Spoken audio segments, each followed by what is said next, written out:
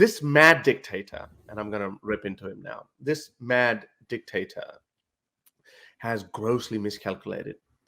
We spoke about it. I shared this video I think we filmed this on 14th of February. And we did.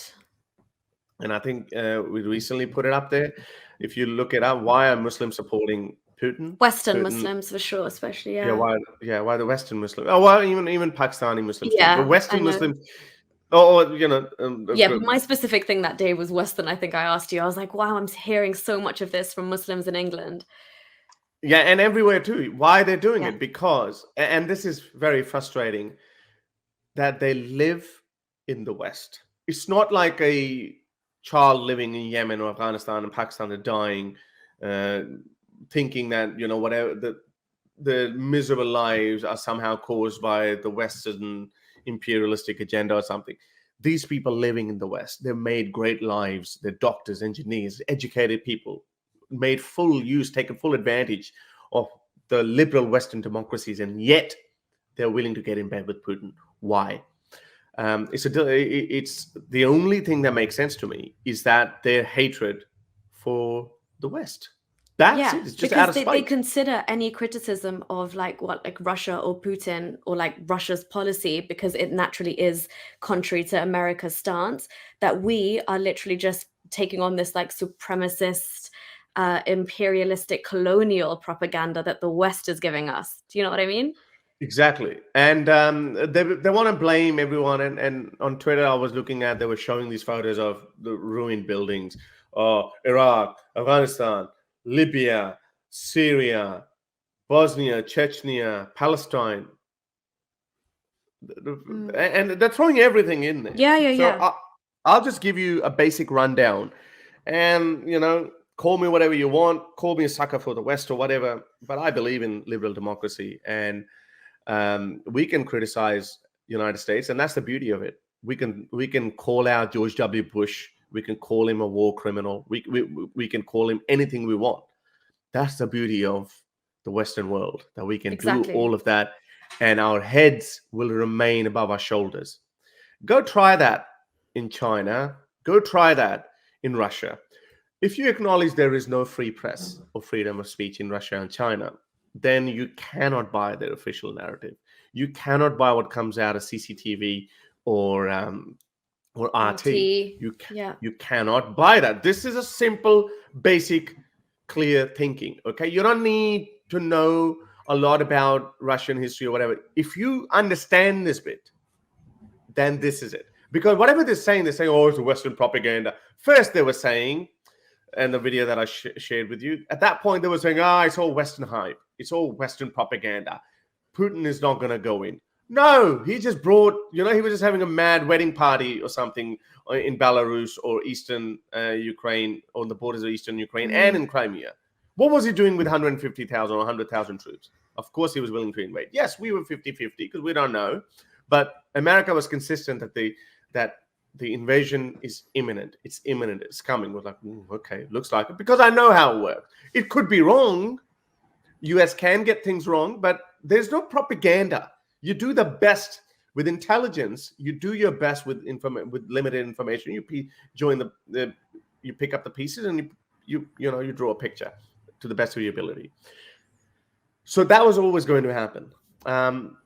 It ended up happening. Now these people kept changing.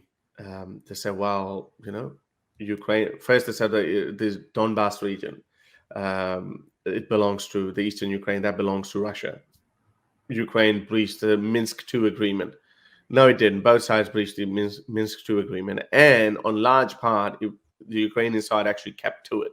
Yes, there were skirmishes on the line on the front lines between Russian-backed militants. This is terrorism, pure and simple. And yes, 14,000 people have died in those Eastern Ukrainian region. But this is what happened. Russia has been fueling it, and Ukraine has a right to defend its territory. But that was a pretext that he wanted. Okay, if he had just gone into the Eastern Ukraine and stopped there, that would have been okay. But no, he wanted to go one step further. Interesting part is, how far would it go?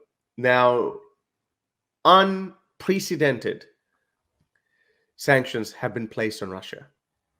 They have recently, they've just been banned from SWIFT protocol as well, so they wouldn't be allowed to use SWIFT. SWIFT is a Which is transaction huge, system. huge, huge, huge. It is Yeah. absolutely huge, Nuria. Basically, if you sell something, you cannot transfer money across to Russian banks. And I think they haven't done And the even their central bank payments yet. for their gas and oil, literally, usually most of it goes through SWIFT anyway for them to get paid Everything out. goes to SWIFT. Yeah. The only other alternative would Most, be yeah. the only other alternative would be put briefcases of cash on a plane and then fly to Moscow. That's the only other alternative. If SWIFT is fully banned, that's the only, and that's obviously not practical in this day and age. Nobody's going to send you, it just doesn't work anyway. And other sanctions, they say that all these sanctions, once they hit Russia together after a month or so, it would reduce Russia's GDP by half. So whatever GDP, Russia's GDP is, it is the size of Italian economy, which is it's a huge military power, but economically, it's nothing special, nothing to brag about. Why? Because there's a mad dictator at the top, hasn't modernized, rules with the iron fist, corrupt. He's got oligarchs, and he's put those oligarchs on leash as well. But this is what West has done. So Prashant asked this question. You think this is casual approach? So US had two options, or the West, let's just say the West, not just the US. Yes, the US is the leader of the West, but the US had two options: either go in, put US boots on the ground. Putin had already said that if any other country gets involved, you would have a reaction that you could never anticipate, which was a veiled nuclear threat. So Putin said, and it could. All experts agree that could happen.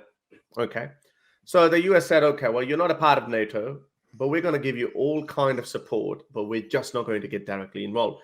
But now, after seeing Ukraine's initial resolve, the resistance, they still haven't been able to capture Kiev. And I'll share at the end how Putin is now changing his tone. Germany has come out and said, okay, we're going to give you lethal aid now. Those anti-tank Javelin. It was very interesting to see Germany, really kind of backtrack from its more pacifist approach that it's had since World War II. And obviously holding back on weapons and stuff, for historical reasons. But now it's no, they've actually, I think, provided more than the UK now in terms of anti-tanks. So yes, Germany's they have, going and in hard. they're going to give other surface-to-air missiles as well, or surface-to-surface missiles as well. Australia has just pledged that they're going to send military aid, non-lethal aid to them. Lethal aid to Ukraine. Yeah. The economic might of the West. Good luck, Russia. Good luck. There's going to be billions and billions of dollars that the West can just keep pouring in until you're razed to the ground, and you wouldn't be able to survive. Even with the backing of China, you wouldn't be able to survive. So that was this thuggery by Putin. He thought that he's just going to roll his tanks, going to decapitate the government, as he said, denazify Ukraine, which is such a joke. He himself, the so-called comedian, what a brave guy he is. Yeah. Ashraf Ghani ran. He fled. Yeah. This son of a gun is still standing there. Mad respect to him. He said, I don't want to ride. I need anti-tanks. America gave him that green light. Get on a plane, your family, your right-hand people, we can get you to safety. And he was like, no, I'm going to stand here and I'm going to fight. And he's fighting. And this does immense good to your foot soldiers that our president is standing there. So anyway, so this wasn't a casual approach. And yes, China is seeing this as a dress rehearsal for what would happen if they invade Taiwan. And I think China has seen, and the West knows it too. So that's why they've just literally put the hammer down. They have said, this is it. This is what we're gonna run you to the ground. Russia, with all its reserves of $200 billion worth of gold or whatever, how long it can sustain. It doesn't work that way. It doesn't work that way that you put money in the bank account and you keep taking money out to buy bread and food. No, it doesn't work that way. You need running economy. Anyway, so as a result of that, now we see Putin has just offered to open negotiations with the current Ukrainian president, Vladimir Zelensky. And first he said that, okay, let's just meet up in Belarus. He said, screw you, not Belarus. This is the country that you used to get in, to invade into Ukraine. But now they said, okay, let's just meet at the border. And he has also put his nuclear deterrence on a high alert, which is again a veiled threat of nuclear attack. Because, you know why he's done that? Because this early in the war, he hasn't been able to capture Kiev, or Kyiv, as they say it. He's in a position of weakness now. What is he going to do? Okay, we're going to keep bombing your cities. Well, Ukrainians are now prepared for that. You've ruined their country, and mind you, there's going to be so much money in the West. People will forget about the Marshall Plan post Second World War that America poured money. I don't know, it was a very small amount of money if you look at it. America has put more money in rebuilding Afghanistan than in the entire Western Europe after the World War, inflation adjusted. So Ukraine will be rebuilt within 5 years. It'll be as good as new. But but now they would make sure you've given them a perfect pretext. Putin has shot himself in the foot like he just couldn't. He's so mad. He's actually lost his mind. He's gone senile. Germany and France have committed, well, Germany first, and I'm sure France would do the same, that we're looking into increasing our budget, defense budget. Okay. Currently it's at 50 billion euros. I think they need to go up to 100 billion or something. They need to invest heavily. United States cannot fight alone, especially with the threat of China. The whole of the liberal, democratic Western world need to just, up the ante. They can't just be this pacifist. Japan has to do that as well. They need to, get in the game as well. Australia has started doing it, but again, Australia is a much smaller country. So, but still, we started buying nuclear submarines and, over the surface, over the horizon, radar system, etc. So Australia is doing its bit because we could be alone as well if China overruns the world. But anyway, so all of this is a reality check. So Putin has told the West that, hey, I am a mad dictator, so your pacifist approach is not going to work. Secondly, these sanctions have sent a clear message that, the resolve of the West would be tested. How long? If it became business, I think I'm thinking this was Putin's calculation. We'll go in, we'll roll the tanks, we'll put a puppet government. Within 1 month, everything will be fine. And the West will eventually move on, because how long can they abstain from, or especially Germany can abstain from Russian oil and gas? How long they can? They won't, and they would eventually lift up the sanctions within 6 months or a year, and they would hold it out. So that would be the test of the Western resolve as well. And I think the West has made it quite clear that we can put these sanctions on you for 5 years or something. Let's see. So again, we don't know. I don't know how long would they do it, but it looks like that's a signal they've been sending. Because in the West, there's one downside. There's no dictator. Biden will be gone in 3 years' time. Next president might have a different worldview. Boris Johnson would be gone, and German chancellor would be gone. So those are the things that dictators know. But I think it's a gross miscalculation. Putin, this early in the war, he's opened a negotiation table. This is literally, putting his foot in his mouth. That he's saying, okay, let's just talk. Okay. And I just want to comment on that super chat which said it was a casual approach, because I wouldn't agree that it's a casual approach by any means, but I would agree that it was a slightly delayed approach. Like, it wasn't as swift, no pun intended for the swift sanctions they're actually using now, but it could have been a lot more of like a consolidated effort from the get-go. And that's what you hear when some Ukrainians are like, if they had done this a long time ago, it might have actually stopped Putin. So by all means now, though, when we look at it, when we talk about the swift sanctions and the direct actual sanctions on Putin himself and the oligarchs as well, which is going to hit them heavily, but also the fact that the West has now sanctioned the central bank of Russia. And this hasn't happened like ordinarily in history. The only time they've done this, I think, is to Iran and North Korea's banks before. But this will have a direct repercussion on the actual spending component that the ruble has. So the ruble itself is going to crumble, and that's going to affect the general Russian population. So when Putin's like, his own kind of entourage of these oligarchs are being hit deep down in there. And now they're trying to summon their yachts and their properties and all this kind of all these assets they have tied up around the West. There are some issues still with some companies and some things who are unwilling to stop selling these oligarchs their Gucci and their diamonds. But for the most part, all of this, the SWIFT sanctions plus the sanction on the central bank and the direct repercussions that would have, I mean, this is huge. And I completely agree with what you're saying, Haris. I think Putin completely, grossly misjudged this situation. But before we kind of get into it a bit more, I just want to say, like, what we're seeing in Ukraine, it's insane that in 2022, like, I was just like, I'm actually watching war like play out through Instagram and through social media. And it's not something you would think we'd see in our lifetime. And we just, people almost sharing like memes of just like those Ukrainian soldiers who were on Snake Island. I think there was 13 of them. And the Russian ship was coming towards them. And the last thing they said was, F you to the Russian warship. And they all died, but defending their country. And like we're seeing, it's not propaganda. Like this is actually happening. These are average Ukrainian men who are going up and signing up to join this army. And it's like, what experience do you have? And some of them are window cleaners. Some of them have fired one round in their life. And now they're having to pick up guns. And like we see one man on his lonesome defending an entire bridge. And he's like, the Russians are like, a couple of kilometers away. So hats off insanely to the bravery of the Ukrainian people. And I mean, we can like sit here and analyze it politically till the cows come home. But if you can actually do something and donate to the makeshift bomb shelters they have currently, is they're like underground stations. There's charities that are giving money and food and things directly to children as well.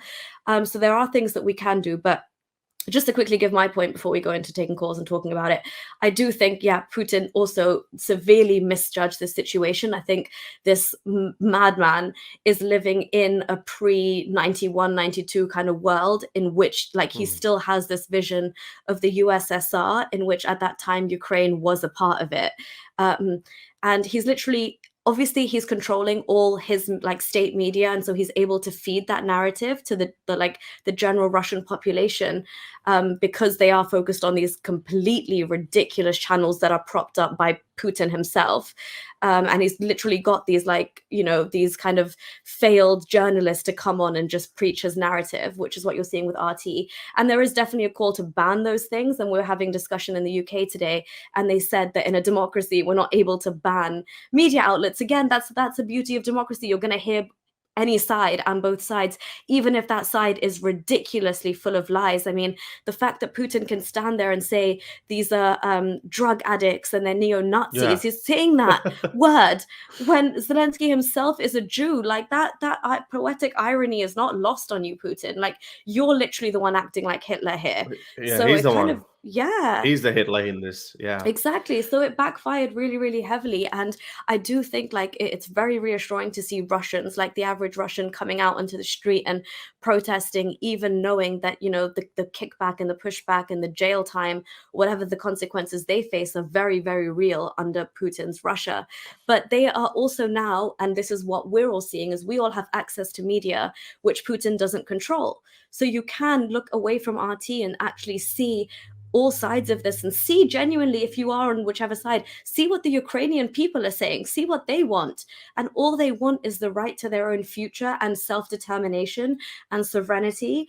And what's working for them is a system which is way more in line with democracy. And that's a pattern we see in the wider world. So Stalin is set on this old world order that he's trying to kind of implement. And I think he completely misjudged a person like Zelensky as well. And that's why I want to make this point, because most people do, and those Western Muslims that we talked about earlier kind of write him off as, who is this guy?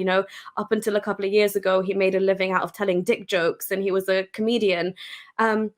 But that's again the beauty of a system like that, when anybody can rise up in the ranks, and somebody who's a satirist or whatever understands political nuances maybe better than somebody who's crazy enough to do what Putin's doing in this day and age. But the fact is, Ukrainians themselves now have formed this new like idea of what being Ukrainian means and what Ukraine as a country means.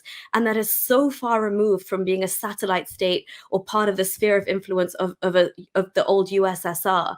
And we see that now when they're willing to take up arms and defend their own country.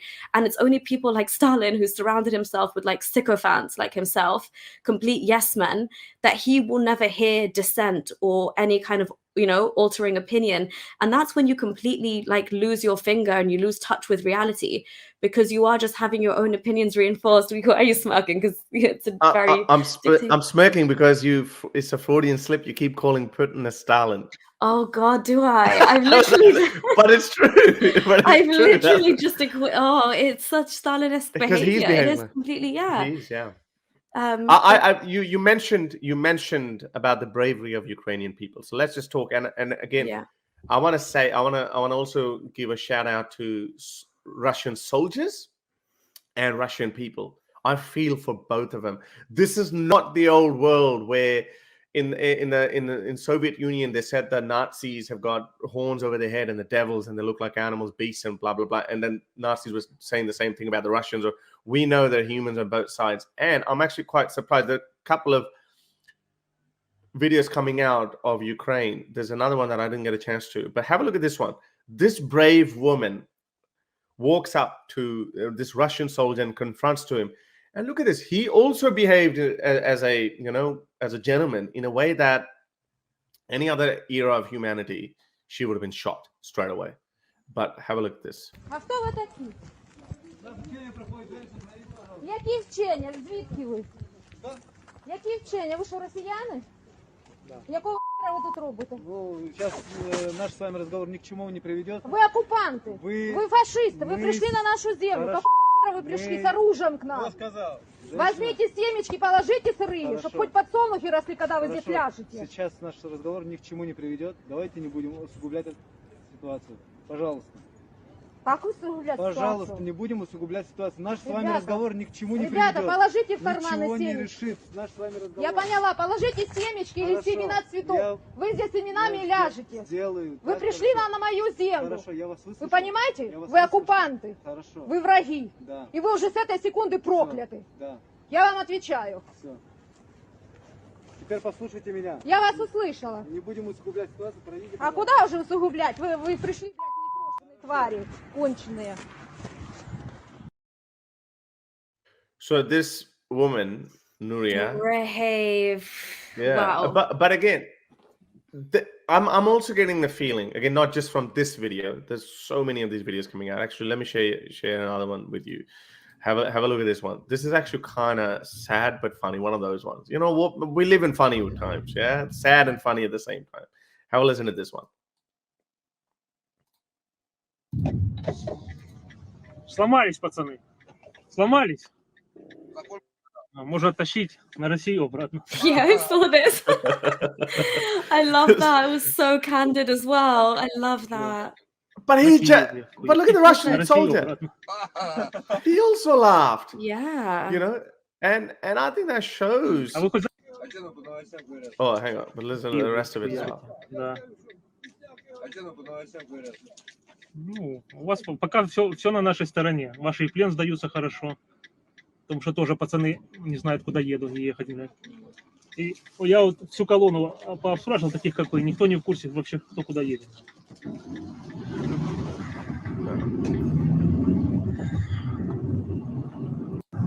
I mean, this is... Oh, he's going to ask again? No, I didn't watch this extended video. Okay. Yeah, I hadn't seen the extended version either, actually. Yeah, anyway, no, that was it. Okay. So this goes on to show that these people, Russians, would be going through this as well. And this is why I think it's a gross miscalculation from Putin. This is not a popular war. He thought that after Georgia, after annexing Crimea, his popularity rose because those were successful operations. Yeah, and the world didn't condemn him like they have condemned him now. Because right now he's going after an entire democratic country, a civilized democratic country, not a dictatorship. That's why the West is going hard at it and just stepping short of military intervention. But I think Russian soldiers might also be thinking these are our own people in a way. Most of the Ukrainians actually speak Russian as well. They have deep history together. They very similar ethnically, Yeah, culturally as well. Yeah, culturally. So linguistically. they Yeah. won't be happy. They won't be happy. And it was really touching, those protests that happened in Moscow, St. Petersburg, and I think something like 20 other Russian cities. And Putin gave a decree that anyone who protests against this invasion of Ukraine would be treated as a writer or a terrorist. But these people are still coming out. So this is not London or America where you can protest against a war. This is Russia, ruled by a mad dictator, an autocrat, or With an iron fist. Yes. with an iron fist. So they're still speaking against it. So I think there's a good chance, and I think Russia, he probably has realized that, oh, hang on, this is a very unpopular war. If he's dragged in, and some people are saying this could be propaganda number. The Ukraine is saying that 4,000 Russian soldiers have been killed, which I think is highly unlikely. But whatever the number is, they are facing high casualties. They are facing more casualties than they would have anticipated. So we've seen some videos of tanks being blown up and a couple of helicopters coming down and a plane coming down. So the longer this drags on, the worse it's going to get for Putin to defend, and it's going to get more and more unpopular. And as a result, this could be the undoing of Putin. This could be him asking the Ukrainian soldiers to give up their arms and overthrow their much loved president now. Who he probably thought would run away as well. He literally probably thought like he could, pull a stunt like the Taliban did in Afghanistan. And he thought it would be that easy. I could get to Kiev, kind of get them to lay down their weapons. They'd be welcoming back an old friend. Zelensky would flee. And none of those things happened. In fact, he actually stayed and mobilized, and he's gotten this fever amongst the country for people who are willing, instead of fleeing to neighboring Poland and these countries, these men are staying behind. And I think now they actually have to. There's conscription. If you're between 18 and 60 as a Ukrainian man, you have to stay back and pick up arms. But yeah, I think Putin was really expecting like a 2021 Taliban-esque type takeover, and what he actually got was like 1979 Afghanistan type vibes. United States, well, there's a difference between him and Ashraf Ghani. The United States, and we all thought that, okay, superpower going in, United States overthrew Iraq government and Taliban within a day or 2 days. Yeah. So we thought that, okay, that same thing would happen with Ukraine, but no, they haven't been able to do it because Ukraine has got the full backing of the West. And now the West is actually also starting to believe that, okay, maybe we can give them these weapons, more and more weapons. Maybe, conventionally they can keep the wolves at bay. And also because of the Ukrainian, the refusal of the Ukrainian spirit to be governed by Putin anymore. God, I was going to say Stalin again. The point is, well, that's because of this man. The opposition leader fled, but there's opposition shadow minister. She, a blonde lady, I think she was interviewed by BBC or something. I can't remember her name. She picked up a Kalashnikov and said, well, I'm going to fight for my country. But she said that she didn't like him. She always opposed. Obviously, she was in the opposition. And she said, well, our president is doing the right thing. He's just standing by our country. He hasn't fled. And, this is mad respect for someone. Even the previous leader of Ukraine, right, who was actually all pally-pally with Putin, actually said, Putin, go to hell. You will go to hell for what you are doing. And he's made a video in the capital, also taken up arms and said, I'm going to stay here and fight. And he used to actually be chums with Putin. So that says a lot as well. I just want to address this point because this is a common sentiment and people just don't get it. And we keep hearing this. There's this confusion. But Masani is saying Putin is right because Russia have a right to protect his country like all others do. So first of all, you need to understand Russia is what? Putin is not Russia. Putin is a mad dictator. Russia was never under any threat. There are already NATO presence in countries like Poland and Romania, and it makes no difference if you go into Ukraine as well.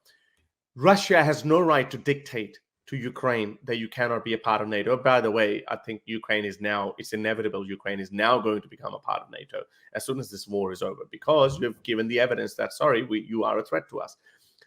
Ukraine wants to go towards the West. Why? Because Russian model is old and obsolete. It doesn't work.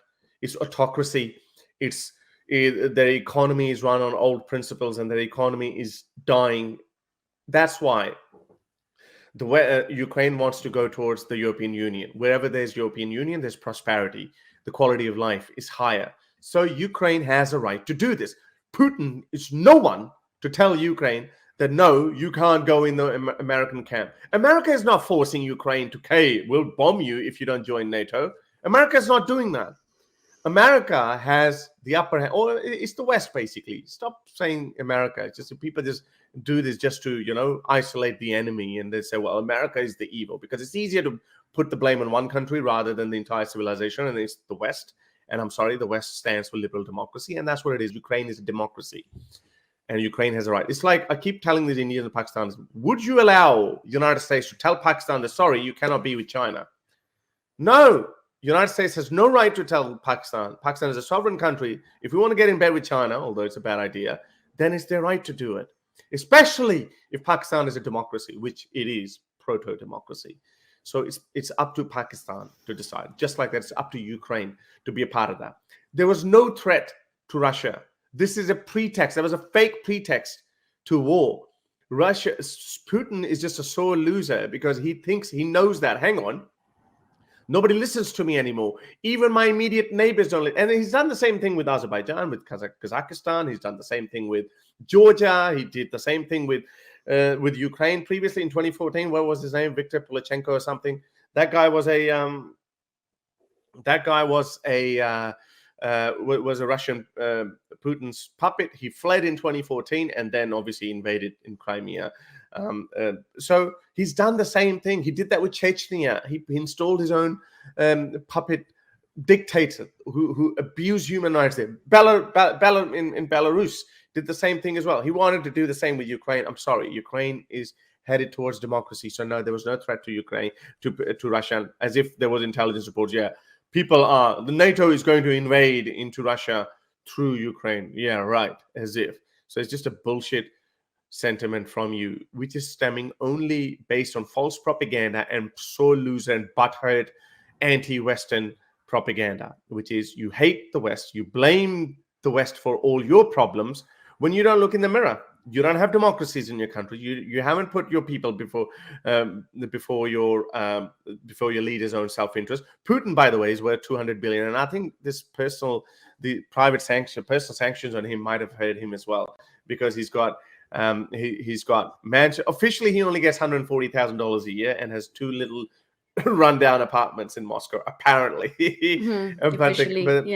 But he's worth over $200 billion, which means he's the richest man in the world. And this came in Panama Leaks and the other one. What was the other one after Panama Leaks? The one recently came out. Something else.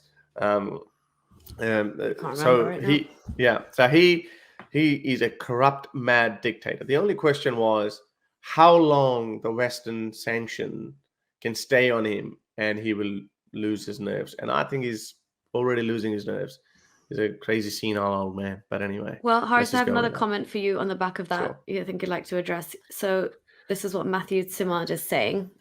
Ukraine seemingly broke the Minsk Accord. I think you're talking about Minsk Accord, and bombarded its own citizens for the last 8 years. Putin's entering Ukraine to take defense of the Ukrainian separatist Haris Sultan. First of all, Minsk Accord, and I read the whole thing. There was no mention of Russia. Russia was actually not even the party in the Minsk Accord. You know why that is? Because Russian separatists, Russia said, well, I got nothing to do with that. Okay, we have to buy into it, yeah? I got nothing to do. They just their own thing. And then it became an arbitrator in that. And said, okay, I'll just oversee it. And they did that Minsk agreement. Now, neither side have actually kept to their accord, because Ukrainian point is that Russia is constantly giving them weapons and they're fighting against us, against Ukraine. And as a result, Ukraine is fighting back. So it's a classic 101 strategy of, blame game. Okay, well, you're providing them weapons and they are giving them weapons, because that's how it works. we know that everywhere it's happened. In India, Pakistan, Kashmir issue, Pakistan gives them weapons. They fight against India. India comes back hard at the separatists, and then they say they blame Pakistan, and it's so and so it goes. So no, you cannot put the entire blame on Ukraine.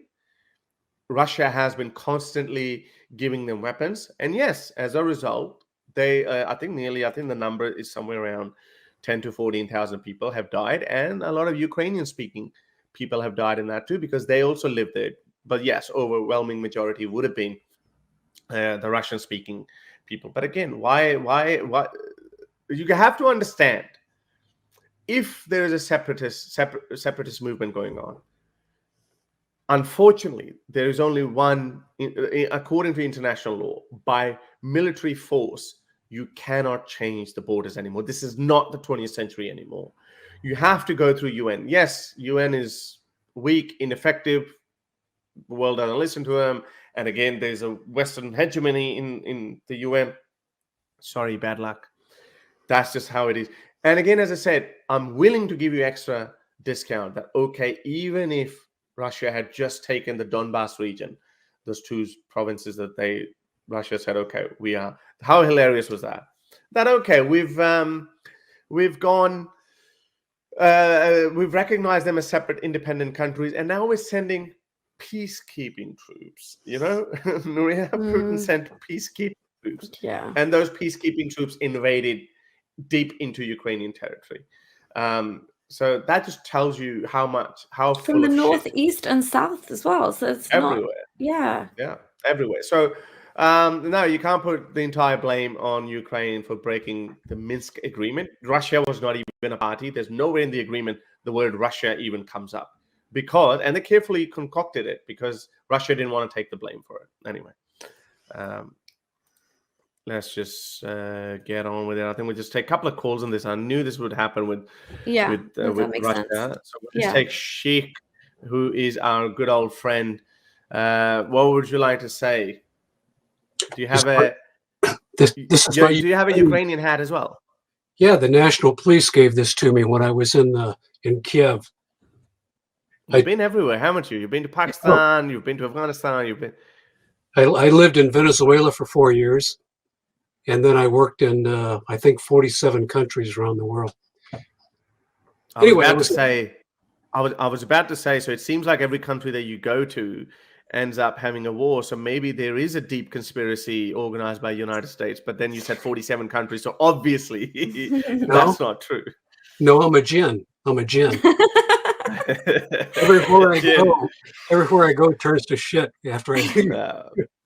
Where's Shaitan then? I was in Haiti and I stayed at the Hotel Montana. It's the one that collapsed in the earthquake after I left. Oh yeah. You know, it's like everywhere I go, something happens, it seems like. So anyway, I made this comment the other day posting I taught this class in the Ukraine for the National Police. And it was a small class. It was only like 8 or 10 students. And there was like 5 were to the right of me and 5 to the left. And there was a big gap. And it looked kind of strange. And I noticed to the right, they spoke Russian and wrote in Russian. And to the left, they spoke Ukrainian and wrote in Ukrainian. But they're similar languages. So I asked my translator, I said, what's going on here?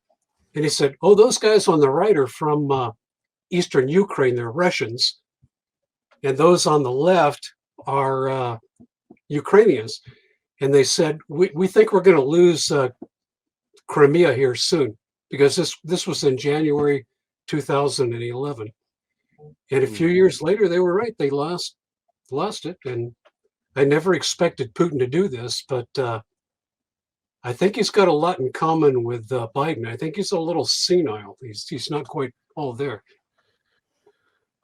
Look, I mean, if people are like Biden, whatever, but this is what a lot of us who come from a different part of the world as well, we appreciate the West, because whatever Biden might be, whatever Trump might be, United States as an organization, as a federation, as a country, as a collection of different institutes. This whole thing is an institute. It doesn't work as one person.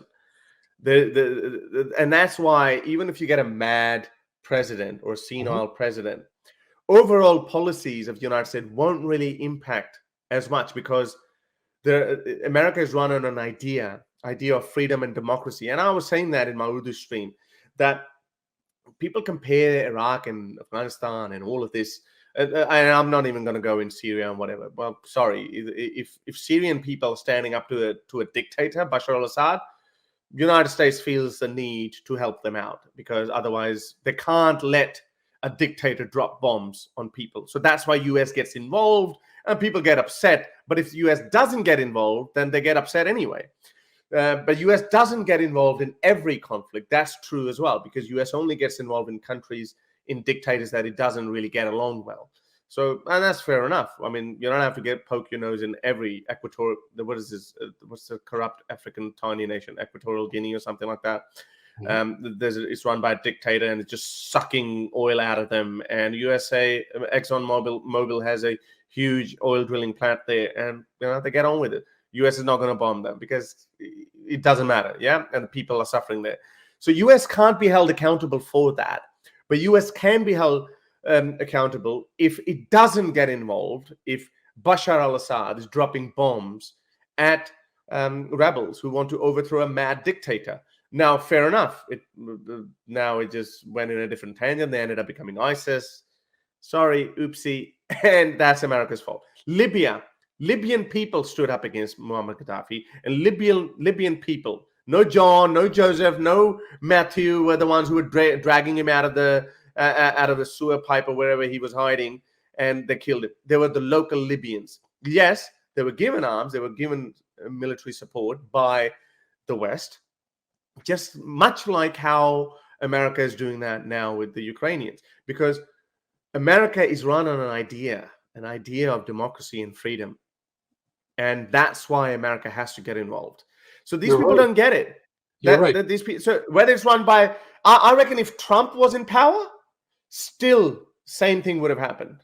Because again, America doesn't run, even though the president has the nukes, but if it's an unfair, unjust war, I think there would be the U.S. establishment itself, the military itself, would refuse to take an order from the president if he says, okay, well, let's just drop bombs on Moscow or some other country that U.S. doesn't get along with.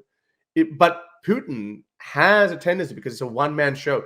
Russia right now is one-man show, and that's Putin. And that's why one person always makes mistakes, because he's a yes man. He doesn't listen to any dissent. We all saw the video of the intelligence chief, how he was stammering, how he was literally peed in his pants. It's like, Putin is like this Napoleonic. He didn't want to be the next victim.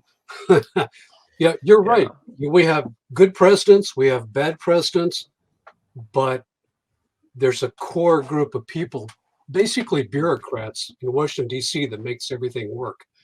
So it doesn't matter if the president's bad or good, it's going to continue. It doesn't matter. Yeah. It's actually a system. And this is the reason why the rest, this is the reason why the rest of the world looks up to America, because obviously America brings in a lot of muscle as well, both economically and militarily. But people who hate America, they just don't get this idea. They think that the West ought to look at the rest of the world with same eyes. Sorry, we can't, because if there are dictators running it, and yes, I know the history of America getting in bed with friendly dictators, like as Donald Rumsfeld said, or Reagan said, that Saddam is a son of a bitch, but he's our son of a bitch. And then when he was no longer our son of a bitch, then we said, screw you, we'll bomb you. And when he attacked Kuwait, when he attacked another little monarchy down south, which was friendly to the United States. So America had to get in the war. So I get that part, but America has never attacked a democracy. Never. And it never could. If Iraq was governed by a democracy, unfriendly democracy, the United States still would not have invaded. There's no way the United States could have invaded a democracy, whether it gets along with it or not. So people don't get that. And this is the reason why we can always differentiate. And I'm sorry, this is a loaded term, but right now, This is pure and simple good versus evil. And Russia, or not Russia, Putin is the evil one. Yeah, the Russian people didn't even know this was going to happen. A lot of the soldiers in Ukraine didn't even know where they were going. You know, they're conscripts, they're drafted, they don't even know why they're there. So Yeah, well, it's not a good thing. And they're taking lots of casualties also. And I Also, look, sorry, yeah, have you guys heard of, I think one of the more scary developments is also the fact that now these Chechen soldiers have joined the Russian forces, and these are like just hardcore Islamists who have the Taliban, the Daesh, yeah, that's I cruel mean, in they barbarity. don't care for more, if you could even say civilized warfare in any sense, but they are just ready to go, full ham, and they are, the armed forces who are loyal to, I think, what's his name, Ramzan Kadyrov or something. Kadri or one, yeah. Yeah. And so now they've got reinforcements of this kind, of the Islamist kind, backing them, literally shouting Allahu Akbar as they're entering Ukraine. yeah, and a bunch of them got wiped out too. So Okay. it's bad luck. Yeah. Wow. Ukrainians are really, really they are doing everything in their power. Well, yeah, they're saying, some people are trying to fact check me and saying USA helped overthrow the democratically elected president Allende of Chile. As I said, US will never invade a democracy. Never. It just could never do it. This covert operation or whatever, they'll keep going. Chile was if it was a democracy, why was it sympathetic towards the communism, towards communists? All of those things, they matter in geopolitics. But my point is, ideologically, United States can never order an invasion of a democracy. It can never do that. And when there are two democracies fighting, a democracy and a dictatorship, when dictators are fighting, United States ideologically would align itself with a democracy. But if there is an unfriendly one, fair enough, you could say that they might look the other way, as it happened in the case of 1971 India versus Pakistan war. In Pakistan at that time was run by a government, by a dictator, and India was, even though world's largest democracy, but it was in Soviet camp, even though it said that they're neutral, but no, they were in the Soviet camp. Everyone knew. So that's why United States did not get involved. Even at that point, United States threw Pakistan under the bus. They did not stand with Pakistan. Pakistan kept waiting that this US fleet was coming to Pakistan's aid, but they never came. And that's how India won and managed to separate Pakistan, and East Pakistan ended up becoming Bangladesh. So, so no, United States cannot. To United States, democracy is a virtue. So there's a difference there. So that's why you can't put North Korea, Iran, all of these in the mix, because yes, America does get in bed with people like Saudi Arabia. But watch this: the moment Saudi Arabia runs out of oil and United States have no mutual interest, the US will throw Saudi Arabia under the bus. Screw you, we don't care, because it's a dictatorship. If it was a democracy, the United States will stay loyal to Saudi Arabia, but it won't, because they're diversified. That's how it works. Saudi Arabia knows the oil's not going to last forever. No. So Anyway, so these are the naysayers saying American democracy, that's a laugh. No, it's not. Go to Putin. Go China. Then you see what a non-democracy looks like. So whatever it is, that's how it is. You can. There was this video that they were showing in Pakistan. They were saying, "Oh, look," and I get it, and it's true, and some of that is cosmetics as well, but it matters. These signals matter. There was this guy, Iraqi guy. I don't know if he was Iraqi or Afghan. He went in front of the White House every day for 5 years or something, and he chanted slogans against the U.S. government, and nobody said anything to him. For 5 years or 6 years, he kept doing this. And they said, you know what, this is an interesting story, that look how, because it's a trick. I know it's an illusion. Freedom of speech can be a bit of an illusion too. Like I was talking to Nuri, I was like, we can curse Boris Johnson. I'm not even an English citizen, but I could do this. But they know that, let them do it. It's not going to overthrow the government like that. And it's true. But no, because you're there because of the people. Yeah. because but the dictators fear that freedom of speech, because if 1 million people come out and or not even 1 million, 50,000 people come out in front of the Kremlin and start chanting against Putin, because he's there illegitimately, he's not there by popular will, he doesn't have the legitimacy of democracy and voting behind him. That's why he would fear those words, and he would arrest them, he would torture them, send them down the stairs of Lubyanka, if Lubyanka still exists. That's why dictators fear that. They and even said in democracies their don't media, fear it. they said in the media as well, right, that Putin said you cannot use the word invasion and like war and these kind of things. You actually have to take that out of the narrative. It's liberation and denazifying. Yeah. Anyway, I think we've spoken enough about it, but I think the next week or so is going to be very interesting. Putin has already backed down a little bit, and he's saying, okay, let's just talk the same Nazi, Vladimir Zelensky, and not in Minsk anymore, because he said, well, Minsk, Belarus is not a neutral ground. Let's just go to Istanbul. He offered a few other countries as well, Poland and Romania as well, but obviously Putin wouldn't go there, and nor Russian leadership would go there, if there is any other leadership other than Putin. But anyway, at the border, let's just see how it happens. But I think Russia doesn't have the strong ground anymore. This nuclear deterrence on high alert is just a threat that, hey, sorry, he's just saber rattling, it's putting a big front on. But I think he's realized that, hang on, I can't stay out. And that's the policy of the West. Cripple Russian economy down to 50%. And that would put pressure on China as well, that if you deal with China, if China deals with Russia, then hang on, we could start putting sanctions, and the West actually needs a pretext to somehow put China on leash. But China would be very stupid to do it. China right now is saying, well, we're neutral, we don't condemn, we don't support. Everything should be done by dialogue. That's why.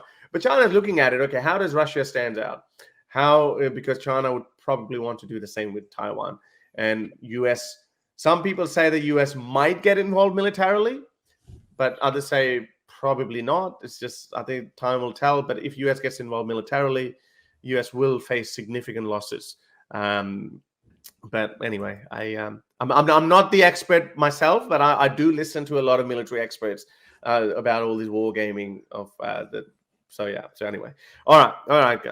Is there anything else you want to say, John?